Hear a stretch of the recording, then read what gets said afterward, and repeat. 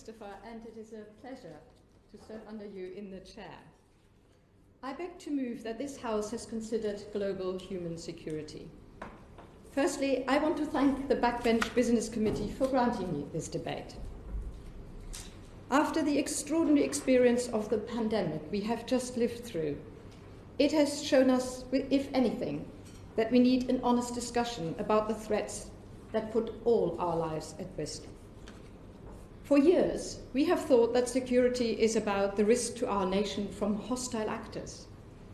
It is, of course, very important that we are properly aware of and knowledgeable about those risks and equipped to tackle them. But as long as we continue to define security in these narrow terms, we risk neglecting our duty to our constituents, to keep them safe for now and for generations to come.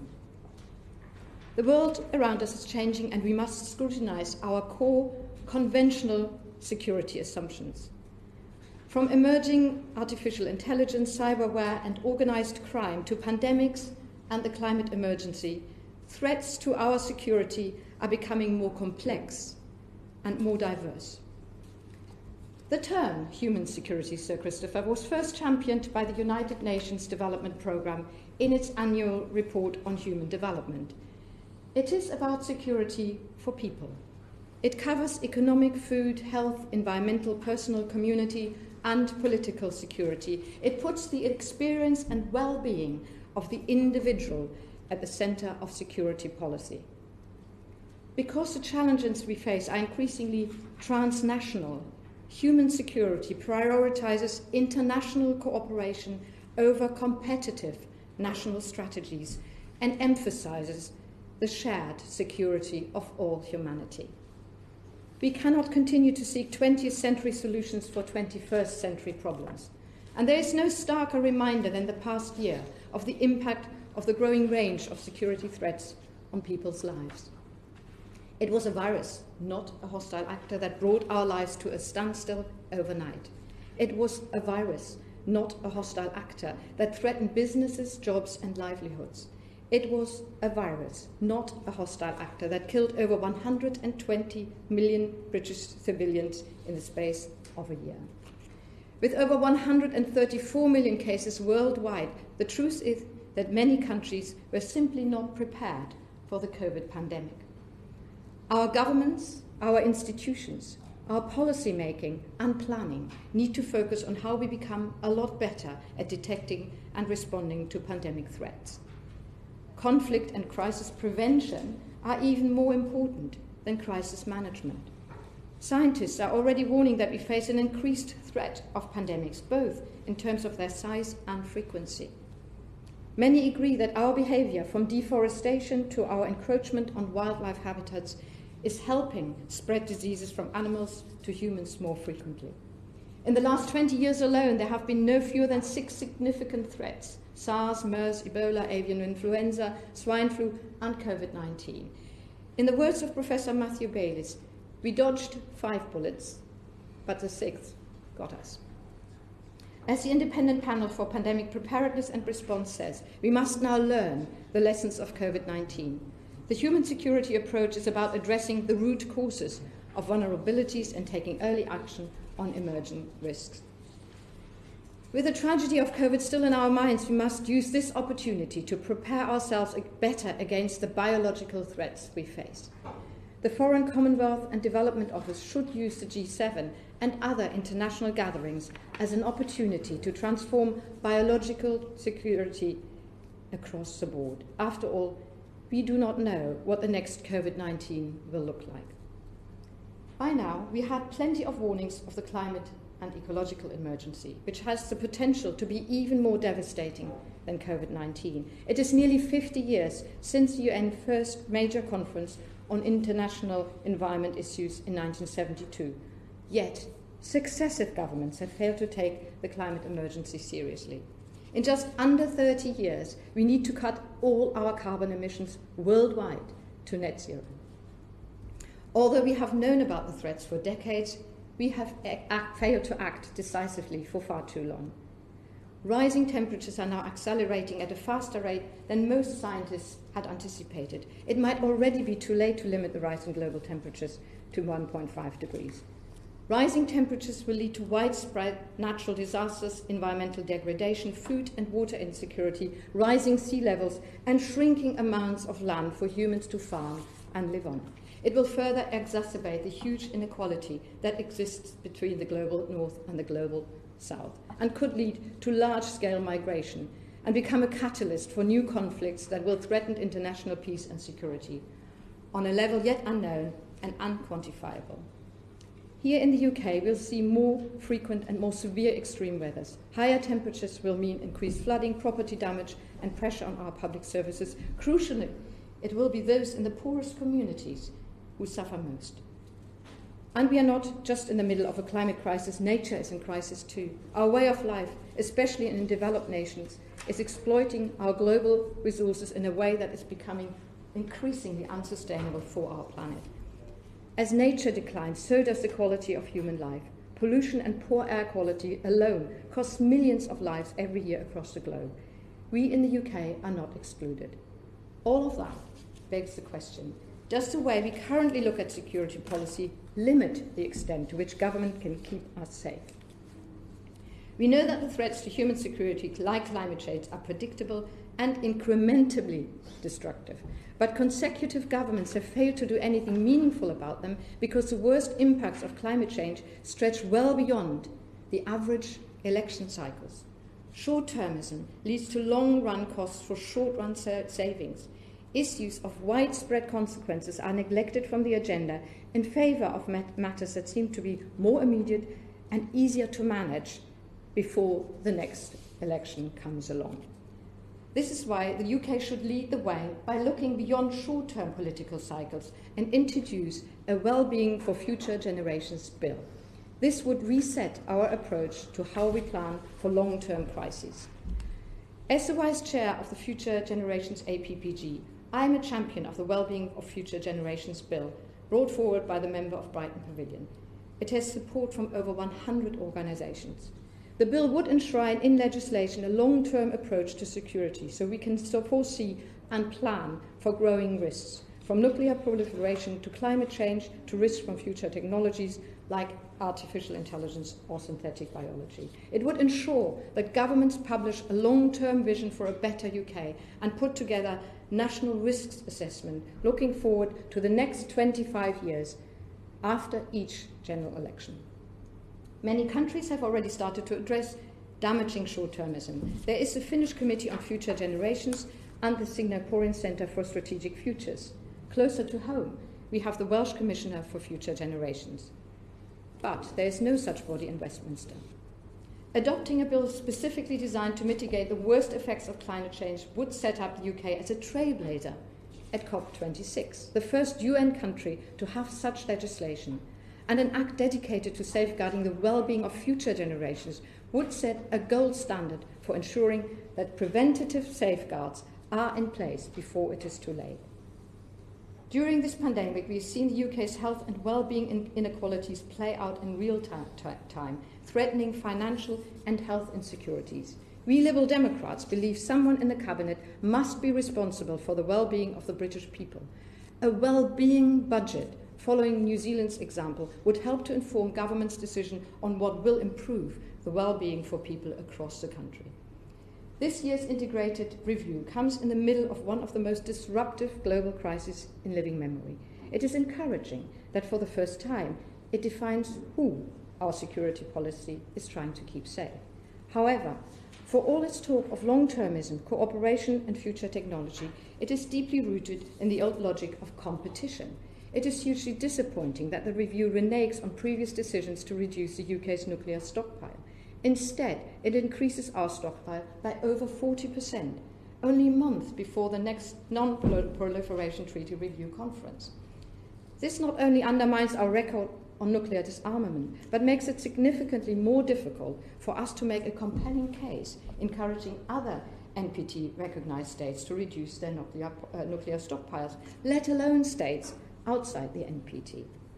So today, I urge the Minister not to allow this integrated review to be a missed opportunity for setting a course for a sustainable future. I ask the Minister to provide an operational plan which assesses the implementation of the integrated review based on how it improves global human security. This must permit us to monitor and evaluate who will benefit from the review and what impact it will have on their security and well-being. The scale of a global human tragedy is alive in our minds. There is no better time than now to put in place long-lasting protections to safeguard current and future generations, focusing on the security and well-being of the individual worldwide, abandoning strategies based solely on competition between nations, and ensure long-lasting global cooperation. Thank you, Chair. The question is that this House has considered global human security. Anthony Magnan.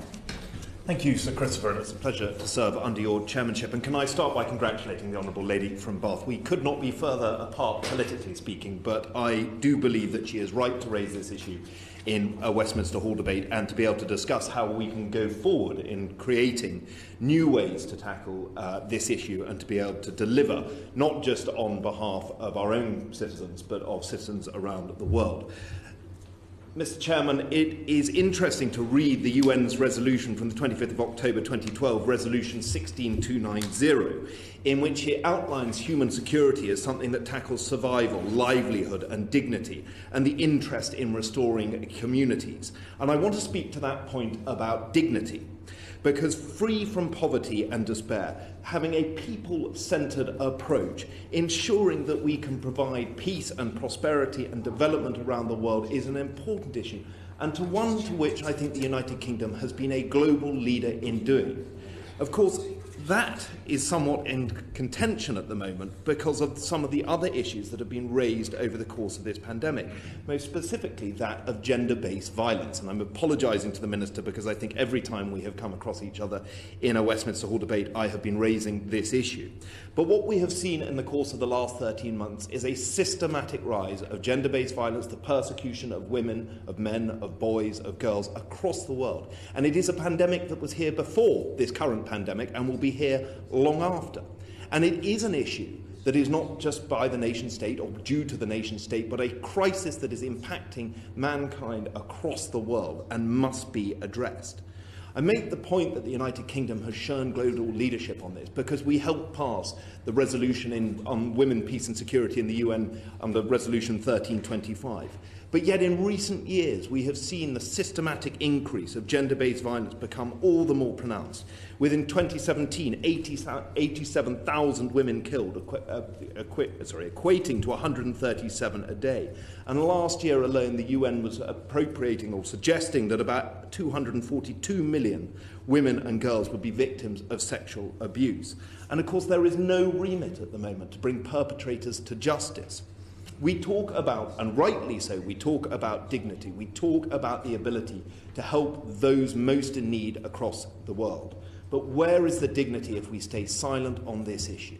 Where is the dignity in our responses and our ambitions if we fail to tackle this pervasive, increasing horror, gross human rights violation?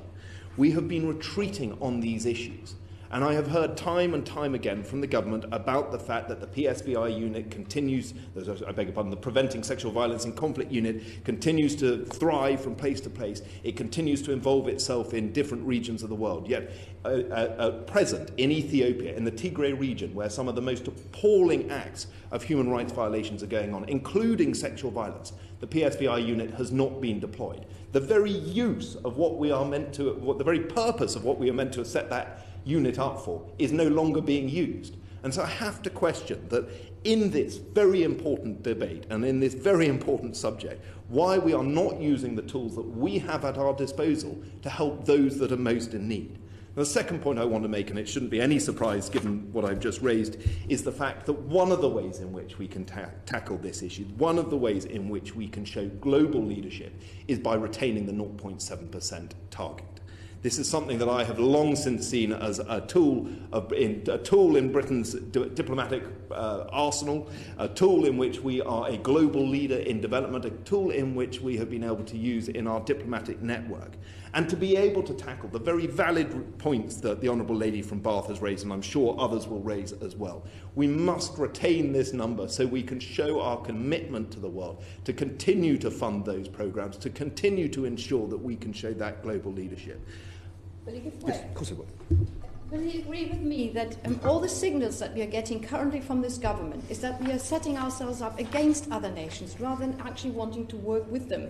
And that is not a very good way of seeking cooperation across the board for as important issues like women and violence.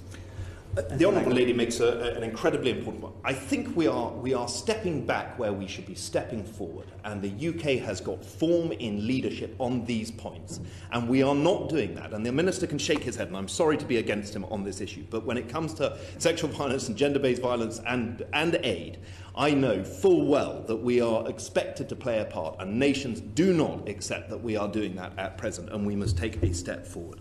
So I know that there are many other members who want to speak in this, but we have a duty to the world's poorest. We have a duty to those who are in despair. We have a duty to those who are suffering. And as conflicts and crises around the world rage, we are seen to be being mute. Now, I hope the Minister can respond in his summing up and correct me as to where I am wrong on this, correct me to where our units are going out to Ethiopia to help those who are victims of gender-based violence and sexual violence. But unfortunately, nothing has shown me that this is any different than what has been suggested already. We are often confusing movement for action, Mr. Chairman, and I hope from this debate and from many others that we will have in this chamber and others that we will be able to actually address this issue, to recognise that it is not just about the nation state, but also about how we respond to human crises around the world. That will be something I think we can be rightly proud of. Thank you. I'm next going to call Jamie Stone and then Jeremy Corbyn. Jamie Stone. Thank you, Sir Christopher. Indeed a pleasure to serve under your chairmanship, and my heartiest congratulations to my friend and colleague, the Honourable Member for Bath, for securing this debate. As is very typical of that particular person, she has covered most of the points that I intend to make, including one about the number of nuclear weapons that this country proposes to have in the future. Sir Christopher, the Honourable Member for Bath makes the point that human security is not just about armed forces. It is about what has happened recently. She pointed out that the huge number of deaths we've had in this country has been due to the virus. That has led to a 20% drop, we think, in our GDP. Now, as my party's defence spokesman, I do want to pay real tribute to our armed forces and the role they have played in recent times. I have, on several occasions, Sir Christopher, pressed the Secretary of State for Defence on the deployment in terms of testing and the rollout of the vaccine, and I give credit where it is due. I have had straight answers from the Right Honourable Gentleman, and I've seen with my own eyes the good work that has been done. And the first point I want to make is this, is that having served, not with any particular honour, as a private soldier in the Territorial Army, I do know that the armed forces, once you've been trained up and you're all ready, is actually about an awful lot of waiting when nothing much happens.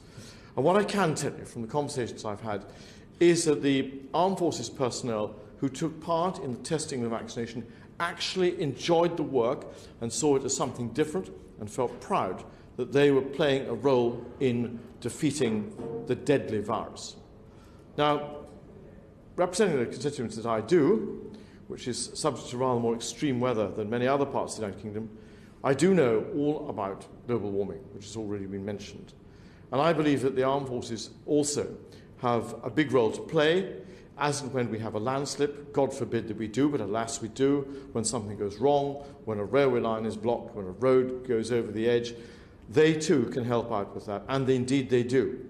And again, it is with the fighting the deadly virus. They actually enjoy the work, and it gives them experience of actually using their machinery and seeing what they can do with it. So for that reason, I'm bound to make this one political point, is that I do deplore the proposed cut in the number of military personnel. Yes, we can do things very cleverly with computers, to which I will turn to in a minute, but at the end of the day, I think that we do need the human bodies and the skills out there to fight and to defend human security in the widest possible sense, as the Honourable Member of Bath has outlined. So, Christopher, I want to turn now to cyber security, and as I have mentioned in this place once before, Doing the Armed Forces scheme the year before last and joining the 3rd Battalion of the Yorkshire Regiment in Estonia. It was made very, very clear to me by a colour sergeant that it would be extremely dangerous for me to turn on my iPhone this close to the Russian border. He said, quite simply, they'll triangulate in on you right away and in no time at all hack into your iPhone. So we were told in almost blood-curdling terms, do not use social media. Do not, if you take a picture, don't send it anywhere at all. And I'm bound to say, despite my TA experience a long, long time ago, this did rather shake me and showed that the threat to this country via the cyber attack is very, very real indeed. Now, I want to make a point, take this point one step further, which is this. It's very easy to think of Russia attacking us in this way, but also let us remember there are other enemies out there. As several times mention has been made of China, North Korea, and others. Alas, we live in a dangerous world and we have to defend ourselves. So, it is also, Sir Christopher, not just about an attack on an institution, such as the House of Commons, such as our own defence systems. It can actually, very, very sadly, be on an individual. And we've seen the spread of anti-Semitism and all sorts of unfortunate messages being pushed, possibly from Russian bots, possibly from other countries, we know not. But it is done with malevolent intent, make no mistake of that. And I'm going to close with two small examples of the connected up nature of this. It is no accident that RT, Russian television, uses its services to try and undermine some of the things that we hold most dear in the United Kingdom. And I want to go on the record, Sir Christopher, saying today that I absolutely deplore Mr. Alex Salmond's refusal to accept the disgraceful, the horrific nature of the murder, the attack in Salisbury. I don't think this man realises that he is the unwitting pawn of Russia's chess game to undermine the United Kingdom. And I know that the previous speaker, Sir Christopher, has lived in Northern Ireland. Who knows? As we see events unroll in Northern Ireland right now, how do we know that the hand of cybersecurity is not in some way linked to this? Perhaps I'm scaremongering, but also I'm realistic as to the threat this nation faces and the world faces. So I would be interested to know from the Minister when he replies, and I look forward to it with great interest, to see what he feels about the connected nature of cyber defence, not just defending our institutions such as the House of Commons, such as our banks, such as our defence systems, but also at the lower level, at the individual level, where somebody could be taken out via a really nasty cyber attack. And I would be interested to know, too, from the Minister, how he feels we can manage with fewer armed forces personnel. Sir Christopher, it's been a pleasure. Thank you. Jeremy Corbyn. Thank you. This debate is very valuable and very important, and quite honestly should have been held before the government launched its own review into security arrangements for this country, and before it made its statements about future levels of expenditure on both overseas aid and on defence. Because we put defence expenditure up by 24 billion, we've cut overseas aid expenditure, and that surely gives a very bad message to the rest of the world. The issues of real security need to be addressed in a quite fundamental way. What is security? Security for a human being is the ability to be able to live peacefully, to be able to eat, to be able to be educated, for them and their children to have health care and be able to live a full and fulfilling life. That surely is something we all want for ourselves. That is something that the UN recognises is a very important benchmark for human development. And indeed, our own Ministry of Defence recognises that as well, because it does have a department dealing with issues surrounding human security. But then you have to look at the reality of the world as it is at the present time. Broadly speaking, Western countries have a fairly high standard of living, albeit with massive inconsistencies and inequalities within them. Other countries, mainly in the global south, have much poorer life expectancy, less access to health care, almost no access in some cases to free education, and a shorter life expectancy. Surely those factors are a major driver into world insecurity and the conflicts that we have at the present time. And so I would have thought we should be looking at human development in the future, how our overseas aid expenditure can help that, how a fairer trading system could reduce tensions around the world and raise living standards, and how we can deal with the food distribution crisis around the world, which results in so many people living in hunger. We also have to look at the human rights crisis around the world, where women's rights are denied in many parts of the world, where the rights of the child are denied in many parts of the world, where the right to free speech and free assembly is denied in many parts of the world. And that too is a driver of injustice and inequality.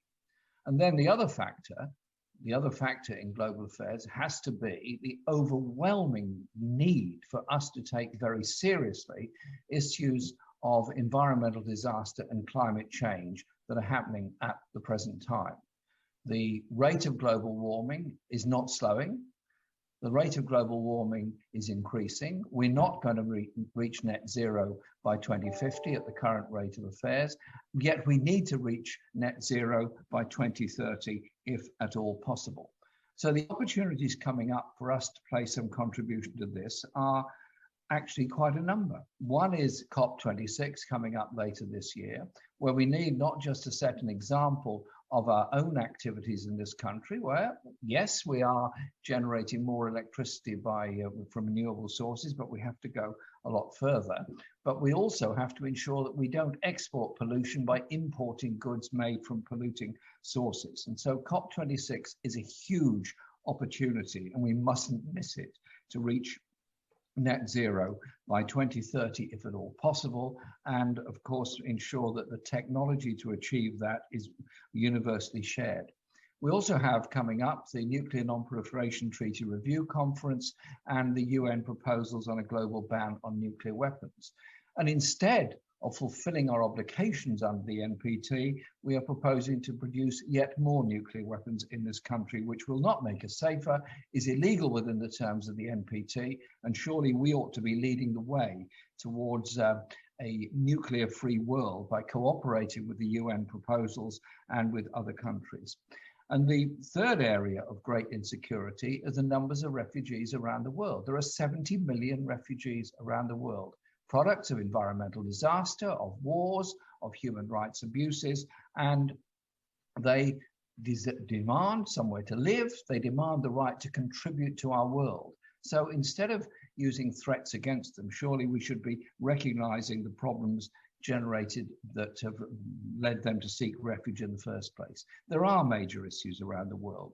The war in Yemen, the war in Afghanistan, albeit relatively low level, and the huge level of arms sales that we make to Saudi Arabia and other countries, which actually contribute to those conflicts. So I would hope that we could have a more thoughtful approach to the longer term. I have no truck with human rights abuses anywhere in the world, be they China, be they Russia, be they Saudi Arabia, or anywhere else in the world. Our contribution ought to be always arguing for the UN Universal Declaration, arguing for human rights-based foreign policy. That surely would help to bring about some peace in the future. But if the rhetoric from government is always about ratcheting up a Cold War with China, ratcheting up a Cold War with Russia, pouring more arms into every area of conflict around the world, that isn't going to bring us peace. And our armed forces could be put in danger and in harm's way.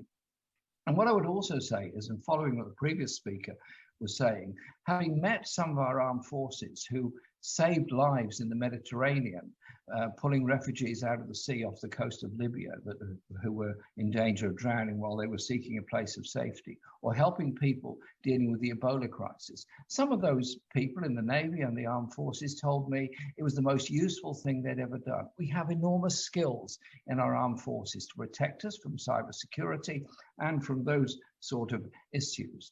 But there's also the need to ensure that those skills are used to bring about a more peaceful world.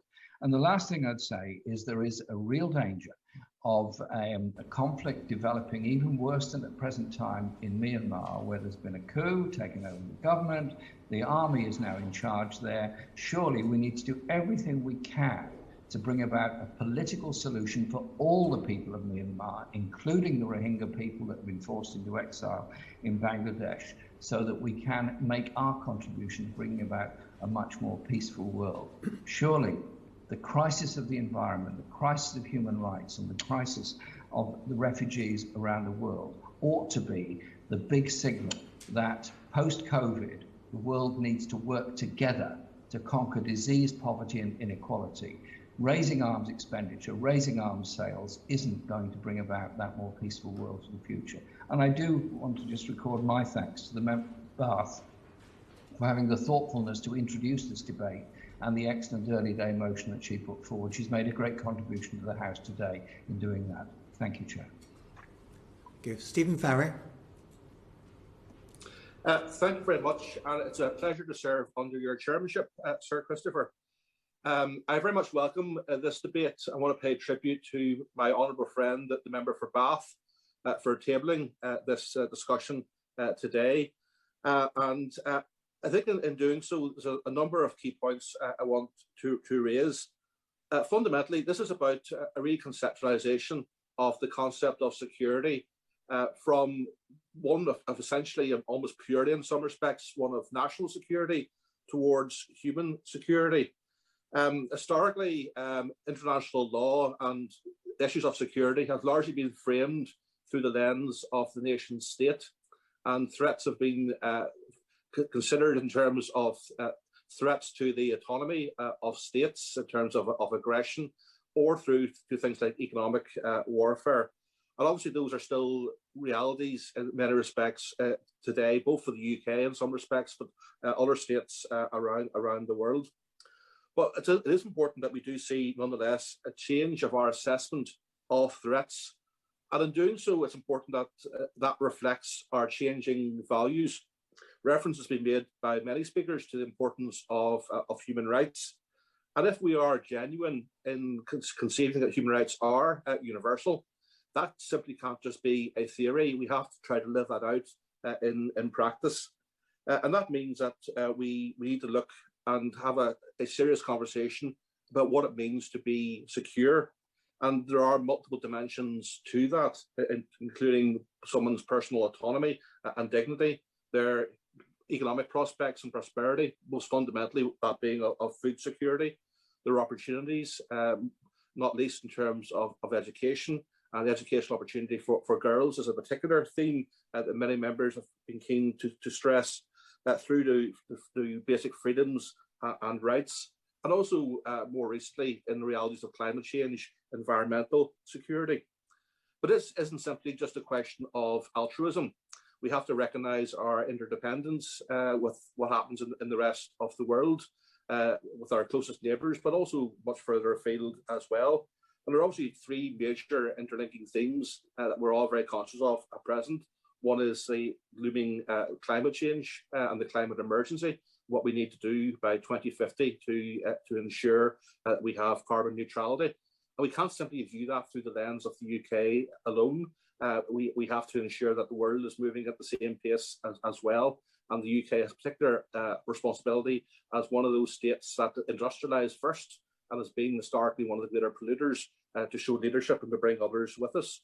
We have issues in terms of migration flows and how that can be destabilising. So we must understand the reasons why people are often pushed to flee from their own societies. And we have the issue in terms of pandemics, and we don't know what lies in the future, even whenever we think beyond COVID. But that also reinforces the importance of ensuring that we see health security in that global sense too, because the UK can never be purely, fully safe unless we see the rest of the world being properly vaccinated. So it is important that the UK builds upon what I do acknowledge to be strong leadership in terms of COVAX and does more to try to ensure that the rest of the world is keeping pace with the UK in that respect. Over the last number of decades, we've seen a whole range of conflicts around the world, different war zones, and many of those have involved gross abuses of human rights, right through to ethnic cleansing and genocide. We have to be honest, at times there's been a certain selectivity in terms of how different states around the world have responded to those. I remember growing up in the 1980s and seeing the images from Cambodia on TV screens, and how that conflict was essentially parked by the great powers because it didn't suit anyone's interest to get involved, and in effect, genocide occurred as we looked on with a degree of futility. More recently, in the 1990s, we saw the situation in Rwanda, where it was blatantly obvious what was happening, and a full-scale genocide was happening inside a matter of weeks. But the world looked away because it wasn't viewed as an issue of national interest, or people had been exhausted by interventions that had taken place elsewhere. Other conflicts, even the situation in Eastern Congo through to Yemen today, have not received the same degree of attention that other war zones have received from the international community, because other interests have come to pass. Often where we've intervened or sought to use our influence have not been the ones where the greatest loss of life has been occurring. Obviously, where we have taken action has been important and was the correct decision to make. But at times we have turned an eye because we didn't have either the capacity or the will to address certain situations. When we have intervened, they've been due to situations around overspill issues, or where the UK has had historical interests and relations, or at times what we used to be termed the CNN effect, where TV cameras have shamed the world into action, leaving other situations where perhaps the TV cameras have not been present to go without proper due attention. I'm not naive in suggesting we move away entirely from the traditional national security lens. There are very clearly huge threats out there that we have to be very alert to and to address, and those are, in many respects, state-based threats from both Russia and from China. But the balance does need to change, and in some respects, the integrated review should be a pivot in that particular respect. We do need to see a greater focus on international aid and humanitarian assistance, a greater focus on UN peacekeeping. It's important, I think, we return to the responsibility to protect doctrine that was developed inside the United Nations in the early 2000s. I think intervention has become somewhat scarred and undermined by a number of missteps that occurred in more recent years. But it may be important that we return to that concept and see how it can be reapplied. We need to look to how we can ensure these Sustainable Development Goals are properly developed and fully implemented by 2030. And I suppose on a more conceptual basis, we also need to think through what needs to happen in terms of evolving international law, and moving it away from being from its roots purely in terms of national security and issues around nations. We need to look to reform the United Nations, and also how we reconceptualize the concept of national interest. Thank you very much. Jim Shannon. Mr. Chairman, first of all, I apologise for not being here in time. I'm dependent on the flight from Belfast. We had the de-ice, and with the result, we didn't get away from Belfast in time. So apologies. I have let the Speaker's office and apologise to the Minister in advance as well. I'm very happy to speak in this, and I thank the Honourable Lady for Bath, as always, for setting the scene. I'm sorry I wasn't here for it. I apologise, but I'm quite sure that I would be endorsing the comments of the Honourable Lady, as I'm very, very interested in this subject matter. We don't know what future threats to human security will look like. It might be another pandemic or something completely different. But the good news is, if we do know what many of the most extreme risks are, then we know best how to prepare for them. And I'm the eternal optimist, Mr. Chairman. I believe in the glass half full, so I believe if we know what the issues are, then we can prepare for them. And that's why I very much look forward to the Minister's response, and putting no pressure on him, but I've been looking for seeking some assurances, which I understand other speakers have asked for as well. I think the one thing that I would probably underline immediately is that people need each other. And we have to realise that. That's where I come from. Nations need nations. We all depend and can support each other. So with that being the promise or the premise for where we are, I think we can start from that. So human progress does not come in straight lines. Instead, there are rare moments during which decades worth of progress can be achieved in a matter of months. The supreme example of that, Mr. Chairman, is the one that we've lived through in the last year, the COVID vaccine, where we were able, with our scientists and with those with expertise and knowledge, we were able to come up with the vaccine to save lives and preserve lives. So it's really been a marvellous achievement, and that's how we've dealt and how government has dealt with COVID-19.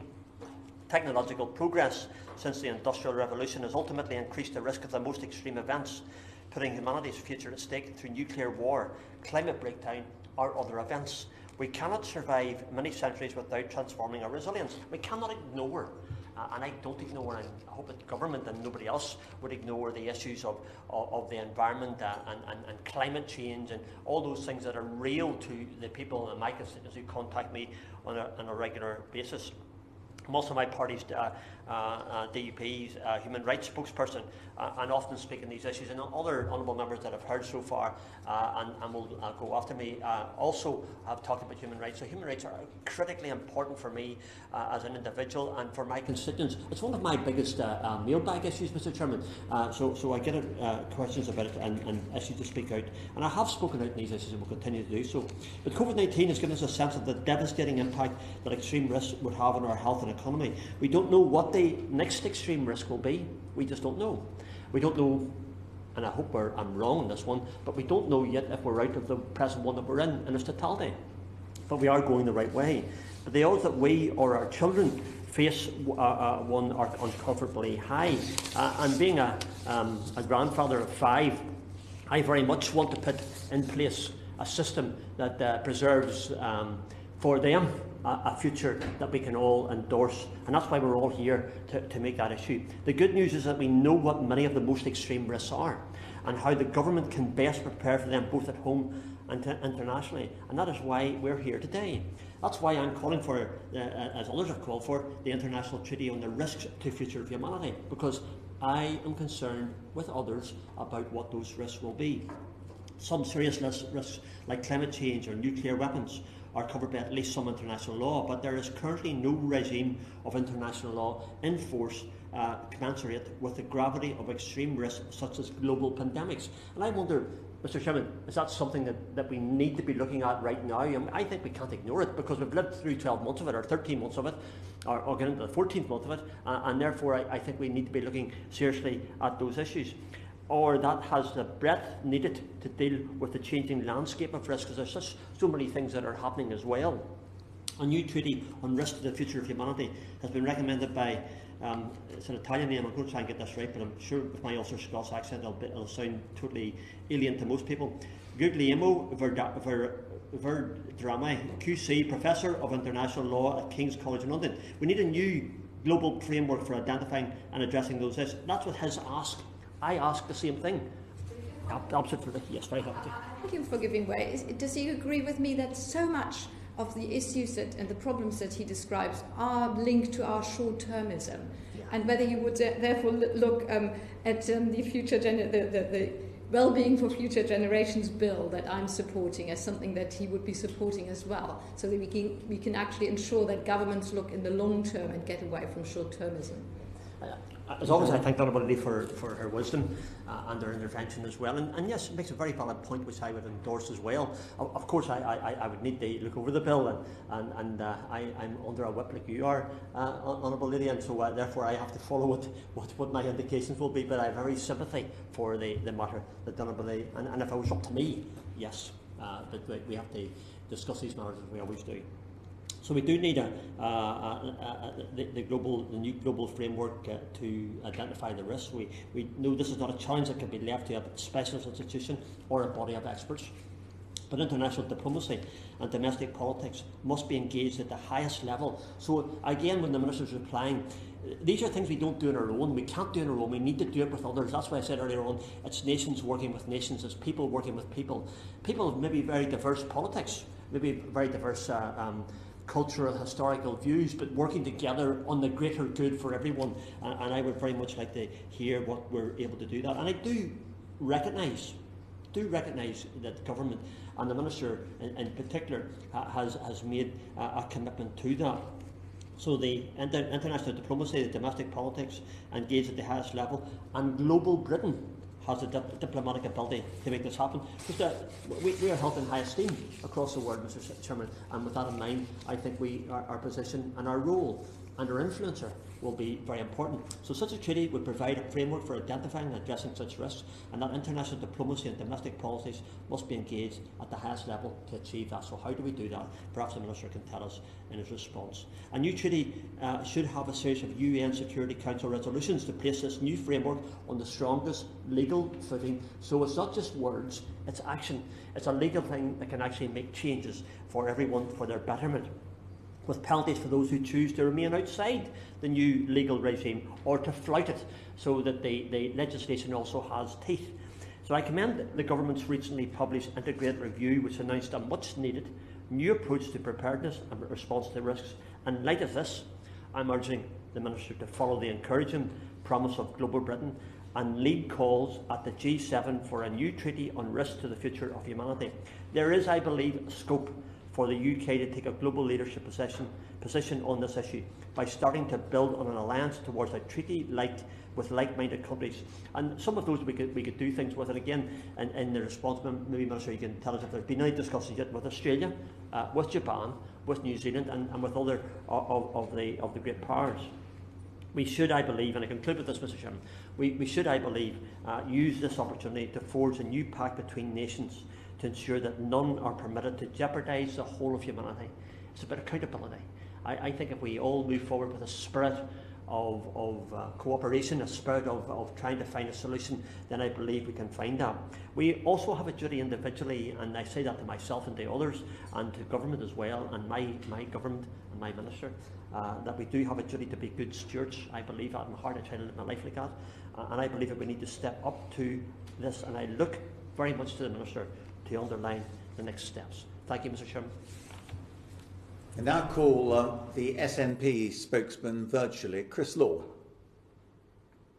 Thank you, Chair. It's been a pleasure to serve under your chairmanship, Sir Christopher, and I thank the Backbench Business Committee and also thank the member for Bath for bringing forward this timely and hugely important debate today.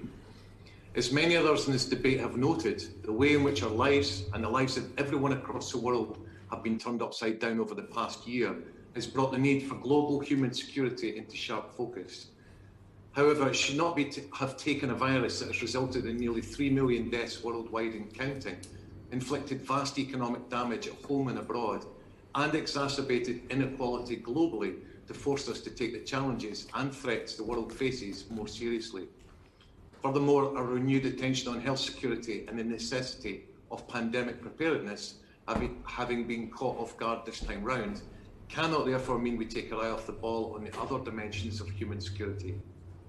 Indeed, if there's one lesson to learn, it's this, that this pandemic illustrates the interconnectedness of our modern world and the interdependence of health security, environmental security, economic security, food security, political security, community security, and of course personal security.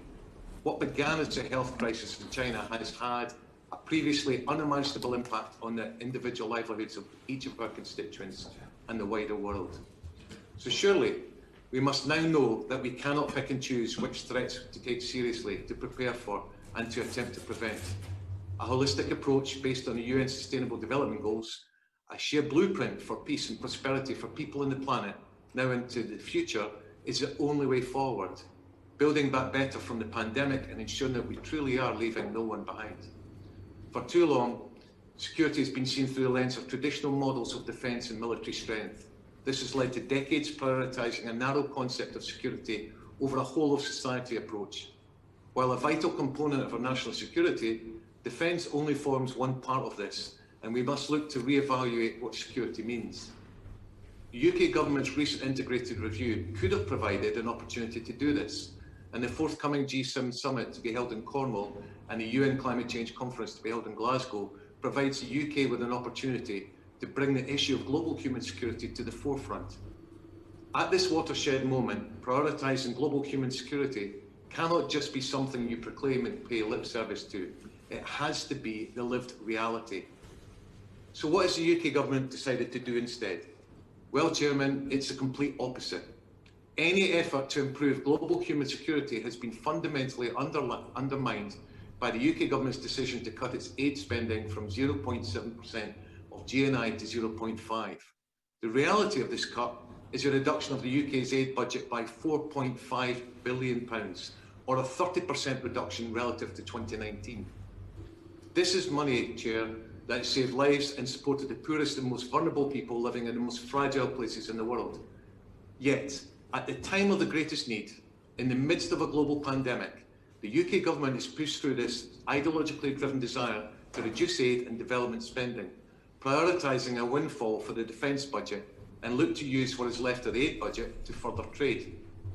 In Yemen, described by the UN as the world's worst humanitarian disaster, where there are 16 million people being put in hunger, 5 million civilians facing starvation, and more than 3 million people being displaced as a result of the ongoing conflict, the UK is cutting its AIDS contribution by 50%. Mark Lowcock, the head of the UN's Office for Humanitarian Affairs, was blunt in his assessment of this decision as an act of medium and long-term self-harm, and warned that to balance the books on the backs of the starving people of Yemen has consequences not just for Yemenis now, but for the world in the long term. In Syria, a country ravaged by a 10-year civil war and terrorism, and a contributor to the global refugee crisis, the UK has slashed its funding of the Syrian refugee programme by a third. According to the UN Secretary General Antonio Guterres, more than 13 million people need humanitarian assistance to survive this year. Yet this is the time that the UK has decided to make devastating cuts. So how can a minister seriously stand here and talk about global human security when it condemns millions to hunger, when it provides the weapons used in Yemen, and create this fertile ground for extreme poverty, increased violent extremism, and conflict for control of scarce resources? Mr. Chairman, no matter the amount of polish that is applied, this direction taken by the UK government isn't going to shine. As a result of COVID-19, development trends are set back decades, with 2020 witnessing the first rise in global poverty since 1998. The UK's integrated review recognises this, but also adds absolute poverty is estimated to be almost eliminated in Asia by 2030, but Africa will increasingly be left behind, and by 2045, it is likely that around 85% of the poorest billion people will live in Africa. And despite this, the UK government is intent on pursuing an Indo-Pacific tilt in its international outlook. Furthermore, a leaked Foreign Office report last month revealed that officials are considering slashing aid programme to Libya by 63%, to Somalia by 60%, to South Sudan by 59%, and to Nigeria by 58%. This will not increase global human security, it will undermine it. By abandoning its moral duty to assist the world's most vulnerable, the UK's increasing likelihood of hunger, disease and political instability in the most fragile places in the world, and not only risking instability abroad but at home too. Therefore, the SNP will continue to oppose this aid cut and the devastating impact it will have. As an independent country, Scotland will act as a good global citizen committed to the internationally agreed 0.7% target and follow the UN's Sustainable Development Goals to peace and prosperity for people and the planet. Indeed, Scotland has already proven itself to be a world leader and contributor to global human security through its international work on climate change. Climate change is the greatest security challenge we face, and it is an urgent, global and complex problem that no one nation can tackle alone. Increased natural disasters, competition for basic resources, destruction of habitats will lead to famine, disease, conflict and displacement, and threatens to undo decades of development gains and increased prosperity throughout the world. The poor and most vulnerable are the first to be affected by climate change and will suffer the worst. You have done little or nothing to cause the problem. It will be the least developed countries and most vulnerable people who will be hit by the first and the hardest by climate change, and many are already suffering devastating impacts. We therefore cannot be serious about global human security if it is undermined by the destruction caused by climate change. The SNP-led Scottish Government have put biodiversity and ecological strength at the very heart of their policy making, and was the first government in the world to set up a dedicated climate justice fund in 2012. Indeed, Chair, climate justice was put front and centre in the climate change report from the International Development Select Committee as a recommendation to the UK Government in 2018. This is the type of global human security challenge that the UK Government must also be pursued, focused and going forward, and should follow Scotland's lead rather than pursuing cuts and vanity projects. Finally, There is no greater illustration of the UK's disjointed approach to global human security and its different priorities to the SNP and an independent Scotland than its recent decision to increase the number of nuclear warheads by more than 40% while cutting life-saving aid around the world. Rather than investing in global health, rather than investing in human rights, rather than providing support to fragile and conflict-affected areas, rather than providing nutrition to those who are starving, rather than helping the poorest in the world, the UK government has decided to increase its weapons of mass destruction. Not only does this demonstrate a complete moral failure of the UK, but it also perfectly illustrates the UK government's inability to comprehend the threats of the modern world and the need for global human security, and highlights the desperation to cling on to its idea as an imperial global superpower. If this past year has shown us anything, it is that we must consign these outdated models of security to the past. Indeed, to honour the millions who have lost their lives and livelihoods to this pandemic, we must put people and our planet first and take serious the very present threats that we face. Thank you, Chair. I call Anna McMorrin. Thank you. It's a pleasure to serve with you in the chair, Sir Chope. And I'd like to thank the Honourable Member for Bath for securing this very important debate on global human security. The world has entered a period of rapidly accelerating insecurities. Now, catastrophic crises are occurring simultaneously, putting the health, well-being and security of people around our interconnected world at grave risk, from the climate emergency to infectious diseases, conflict, to the subversion of human rights and persistent poverty. The member for Totnes made an incredibly strong argument focused on dignity, challenging his own government on their appalling cuts to the aid budget and the duty we have to the world's poorest and those most vulnerable, not turning away from the leadership that is desperately needed.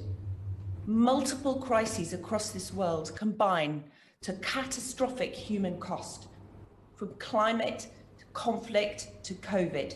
These crises all need action, and never has there been a more important time to think strategically in how we do them. The member for Bath spoke of the Wellbeing of Future Generations Act, and I'm very proud to have been instrumental in bringing forward that groundbreaking act in Wales when I was Special Advisor in the Welsh Labour Government.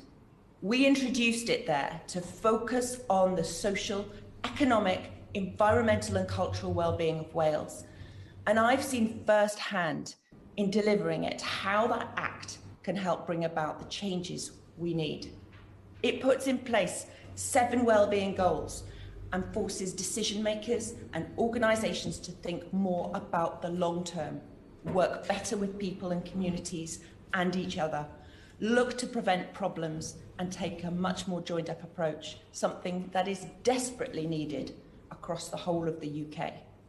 It helps us to create the country we all want to live in, now and in the future. Unfortunately, Chair, the cornerstones of human security, freedom from fear, want and indignity, are being chipped away. And there appears to be little appetite from this government to change course. The gap between the government's rhetoric and its actions is large and growing. We don't have to delve far into the catalogue of government errors to find the cut to the aid budget by 1/3. Aid is our first responder to crises and last line of defence. This is dangerous and costly. Rather than this government's hasty retreat, we must shoulder responsibility and pool resource, knowledge, expertise and finance. If we are to successfully reverse these drivers of crises and chart a course to sustainable and restorative future that protects the health of people and planet, reduces inequalities and insecurities that threaten us all. And in recent months, I've spoken to remarkable women from Uganda, Rose and Ava, who shared with me their horrifying experiences of devastating extreme weather and flooding, families uprooted from homes and their livelihoods lost. And just last year, similar conversations with my own constituents impacted by flooding. Climate change impacting the most vulnerable wherever you are in the world. As we've seen from COVID, what happens even in the most distant communities reverberates back to our shores. What happens in Kampala is felt in Cardiff. That means confronting the challenges of our time, abandoning outdated assumptions about security, and playing a responsive role in the world. Unlike this government's approach, exemplified by the Competitive Age Integrated Review, Labour is aligned with President Biden that we cannot afford a strategy focused only on competition. When the threats to our world are felt equally, we are either all winners or all losers. It's a zero-sum game. As COVID has taught us, it's only through cooperation in science, research and development, data sharing, that we've been able to get a grip on this virus, develop a vaccine, and now on our way to hopefully defeating it. Collaboration, not competition. This highlights the nonsensical, ridiculous £250 million cut in aid to vital UK and global health research amidst a pandemic. And when we talk about security, it must include climate, food, health.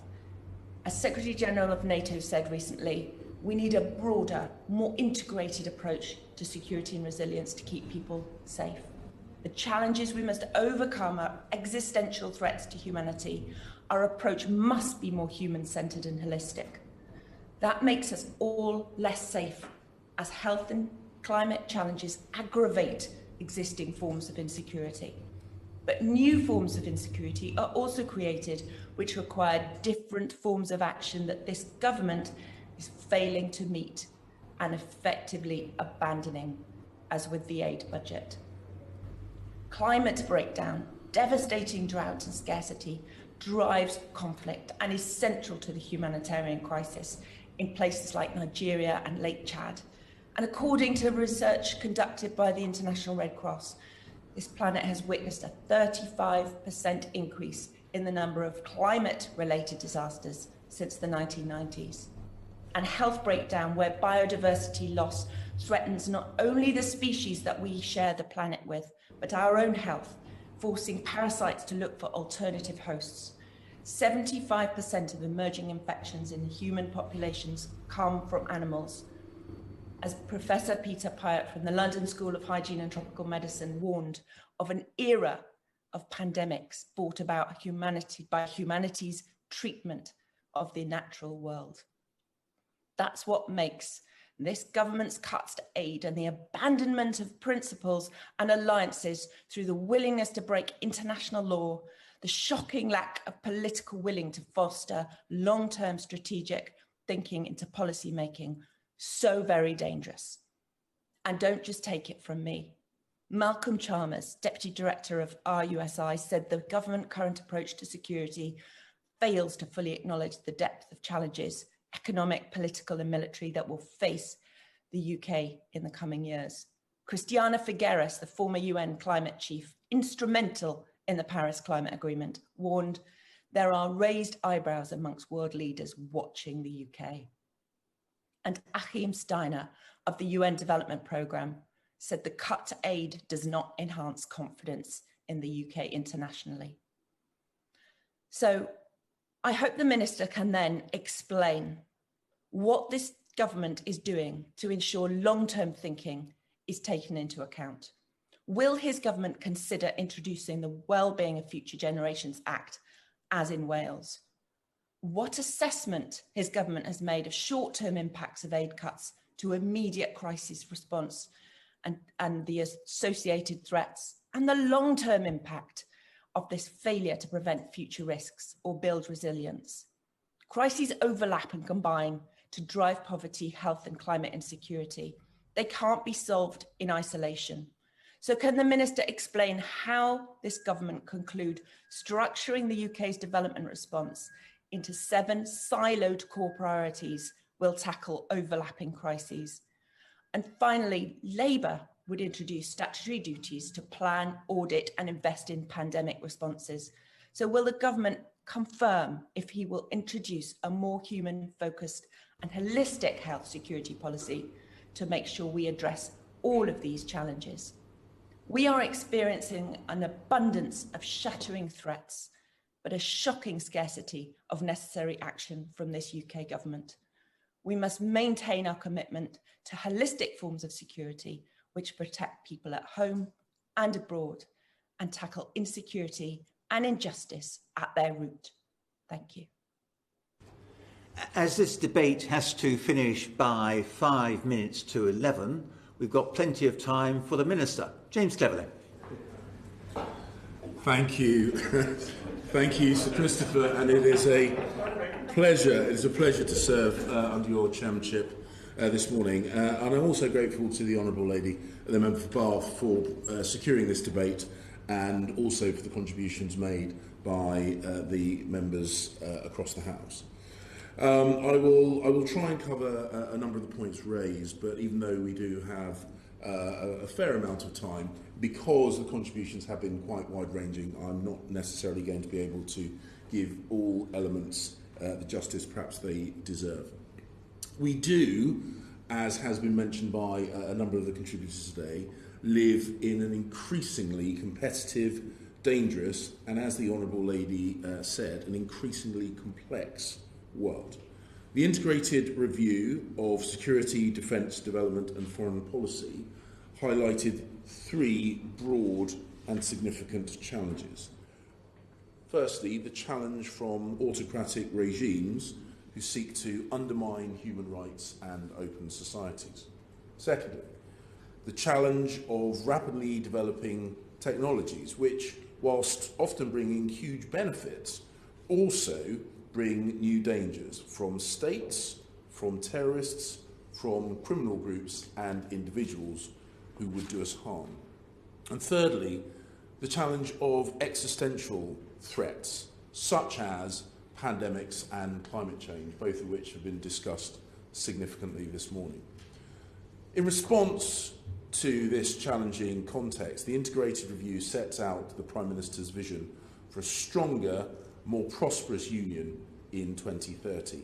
It has, at its heart, the protection of the interests of the British people, our sovereignty, our security, our health and our prosperity. It sets out a comprehensive and holistic approach to our security. We should not forget, however, that the threats from terrorism and conflict remain, which is why a hard-edged security and intelligence capability is a recurrent thread through the integrated review, which we've underpinned by our increased investment in defence to 2.2% of GDP and our cherished security and intelligence agencies, and particularly our work with NATO and Five Eyes. A number of members have mentioned about our ODA commitment, and I would remind them that despite the unique and extreme financial pressures imposed upon us by coronavirus, the UK remains, in both percentage and absolute terms, one of the world's most generous aid donors. The world is changing, and we need to adapt to it. We must ensure that we have the capabilities and systems not only to respond to today's threats, but also to anticipate and to respond to the threats of tomorrow.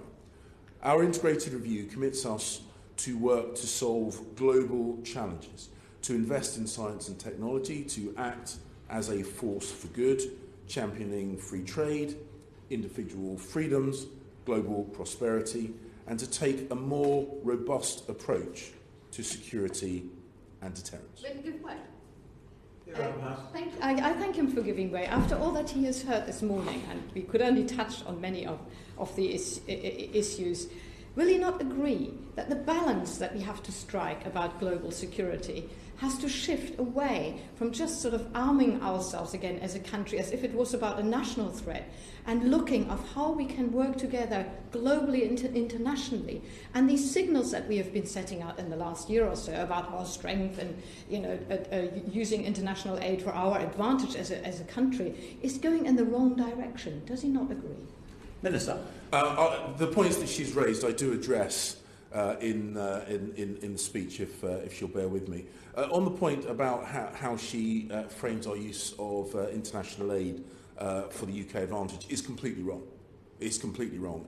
And the Prime Minister, the Foreign Secretary In fact, the whole of government has made it very, very clear that we are committed and determined to be a force for good in the world, to work with partners to address global challenges. Our foreign policy is on behalf of the British people, but our development work is, as I say, to be a force for good in the world, not for our narrow self-interest.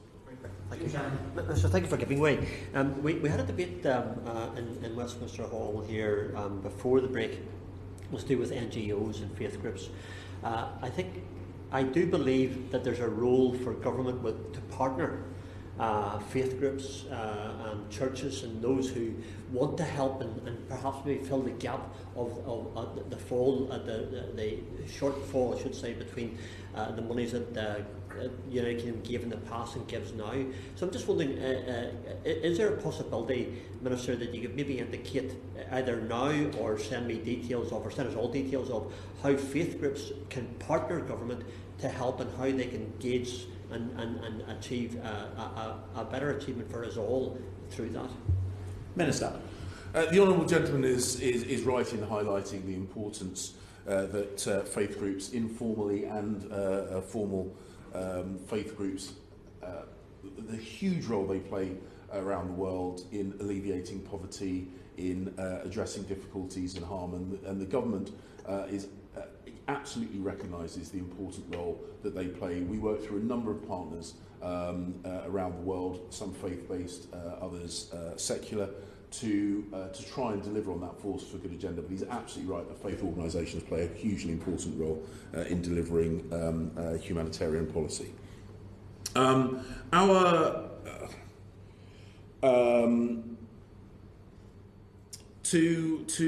help us in delivering the agenda that we set out in the integrated review, we've brought together our diplomatic network of 281 posts in 178 countries with our aid budget and development policy to create the Foreign, Commonwealth and Development Office. And this joined up approach is helping to build partnerships and secure opportunities that we need to tackle global challenges as part of the global community. And many of these challenges we are making good progress against. The UK has been at the forefront of the international response to COVID, helping to protect others and in doing so, helping to protect ourselves. UK scientists developed the first effective and widely affordable vaccine. Our Prime Minister, ministers and diplomats have consistently pushed for equitable global access to vaccines and therapeutics, and we have pledged £548 million of our aid budget to help distribute 1 billion doses of coronavirus vaccine to 92 developing countries. To support the fastest route to national and global recovery, we have committed £1.3 billion of UK aid to help cushion the health and economic impacts of the pandemic around the world. We must learn the lessons of COVID-19, and last year the Prime Minister outlined his 5-point plan for preventing future pandemics. James Dan. So, I thank the Minister for giving way. And yes, the Minister is absolutely correct. The rollout of the vaccines is good news. It's a success story. And as I said in my contribution earlier, our armed forces played a role in that. And the point I want to make this one is a money point, which is that in our armed forces helping with testing, helping with vaccination, that takes the pressure off health professionals. It means that the money that's been spent on the armed forces actually helps relieve a budget in other parts of government. And that is an argument I intend to explore in the future, Sir Christopher, when it comes to my unhappiness about the numbers of our armed forces personnel being cut, because I think it can lead maintaining them, and if they're deployed properly on other things, can help other budgets. Thank you. I hear and understand the point that the Honourable Gentleman has made, and whilst it goes beyond the remit of this particular speech, I draw his attention to the defence paper that was brought out and its focus on more agility, adaptability and deployability of the armed forces personnel that we do have, which I hope goes some way to address the concerns that he has put forward. In March, the Prime Minister joined leaders from over 20 countries who, alongside the World Health Organization, called for a treaty for pandemic preparedness and response. This would be an important step towards increasing global cooperation and strengthening global health security. We will use our G7 presidency to work with other governments, with industry and international organisations to cut the target for developing and deploying new vaccines to just 100 days, addressing the point the Honourable Lady made about working in cooperation with other countries, not in competition. I'd also like to address the point she made, the claim she made about short-termism, which I have to reject. Climate change is a much longer established existential threat than the pandemic that we are currently responding to. And I would remind her that in 1990, at the Second World Climate Conference, Margaret Thatcher said, and I quote, "The danger of global warming is as yet unseen, but real enough for us to make changes and sacrifices so that we do not live at the expense of future generations." So I remind her that the Conservatives have a multi-decade track record of thinking about future generations. And we are using our presidency, make more progress, we are using our presidency of the COP26 Climate Summit in Glasgow later on this year to get countries to commit to credible plans that will enable them to meet the commitments that they made at the Paris Accord.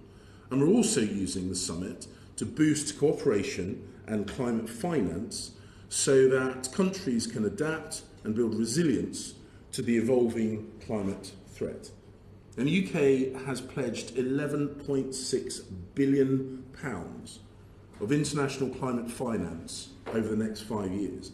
And we will spend a significant proportion of that on building resilience in vulnerable countries. And in January, the Prime Minister launched the Adaptation Action Coalition to galvanise momentum on climate adaptation ahead of COP26 and beyond. And we've also worked to secure more international attention on the overlap between climate change and security threats. And in February, the Prime Minister chaired the UN Security Council Open Debate, which was the first ever leader-level discussion on climate change in the Security Council. And we're also addressing the interlinked climate and security challenges through NATO. The Honourable Gentleman raised the issue of cyber, and unlike pandemics and climate change, advanced technologies do bring with them significant benefits, but they also have embedded significant risks.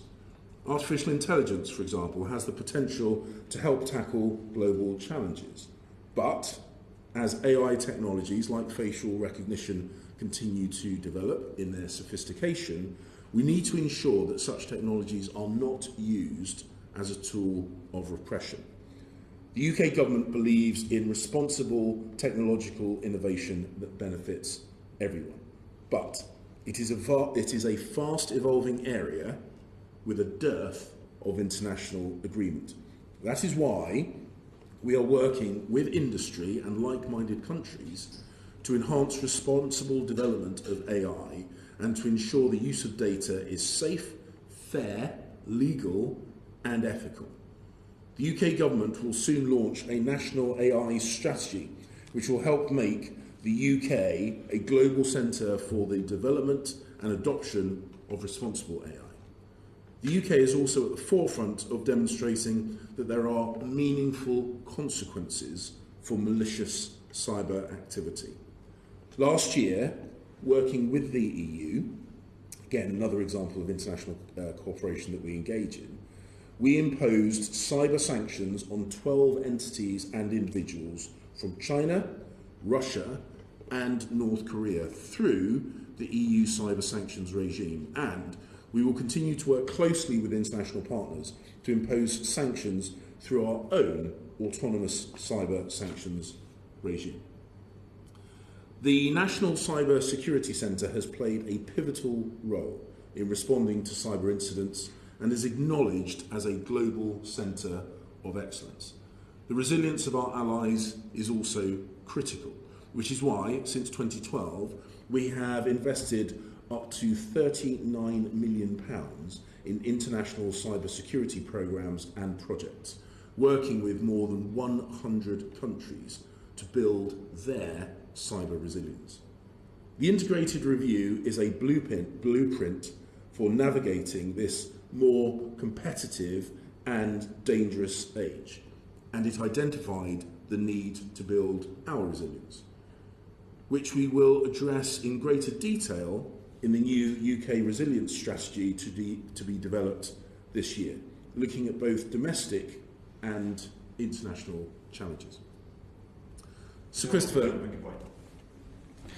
He talks about the integrated review giving a blueprint for a long-term strategy to be able to deal with the conflicts and crises of the world. So could he perhaps tell us how he thinks that cutting the 0.7% aid budget is fulfilling that long-term strategy, all that commitment to the world's poorest, all that commitment to some of the most challenging regions in the world? Minister.